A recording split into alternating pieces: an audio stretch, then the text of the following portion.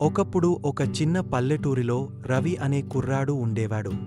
ఒక ఎండ మధ్యాహ్నం రవి తన ఇంటి వెనుక దాగ ఉన్న మెరుస్తున్న దారిని చూసి తడబడ్డాడు. ఉత్సాహంగా దాన్ని అనుసరించాడు. ఆ మార్గం అతన్ని ఒక మాయా అడవికి నడిపించింది.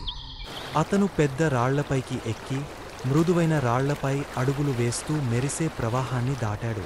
కిలకిల రాగాలు చేసే పక్షులు, రెపరెపలాడే సీతాకోక చిలుకలతో అడవి సజీవంగా ఉండేది. రవి స్నేహపూర్వక కుందేళ్లతో, రంగురంగుల పక్షులతో ఆడుకున్నాడు. ఆకులపై పాకుతున్న చిన్న కీటకాలను పరిశీలించడానికి అతను తన భూతద్దం తీశాడు. రవి లోతుగా తిరుగుతూ ఉండగా రవికి దూరంగా ఒక అందమైన జింకను గుర్తించాడు. అకస్మాత్తుగా రవికి మెత్తని కేక వినిపించింది. రవి వెన్నకి తిరిగాడు. అక్కడ రవి సున్నితమైన తోడేలును చూశాడు. రవి మొదట భయపడ్డాడు, కాని తోడేలు దయగల కళ్ళు అతనికి సురక్షితంగా అనిపించాయి. వారు వెంటనే స్నేహితులు అయ్యారు. రవి మరియు తోడేలు కలిసి అడవిని అన్వేషిస్తారు, దాచిన నిధులు మరియు రహస్య మార్గాలను కనుగొంటారు. చివరగా వారు తీగలతో కప్పబడిన పురాతన కోటపైకి వచ్చారు. అది వారికి రహస్యంగా మరియు మంత్రముగ్ధులను చేసింది.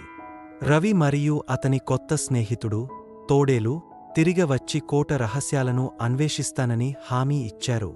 ఆనందం మరియు ఉత్సాహంతో నిండిన హృదయంతో రవి రహస్య అడవిలో తన కోసం ఎదురుచూసే సాహసాల కోసం ఆసక్తిగా ఇంటికి బయలుదేరాడు.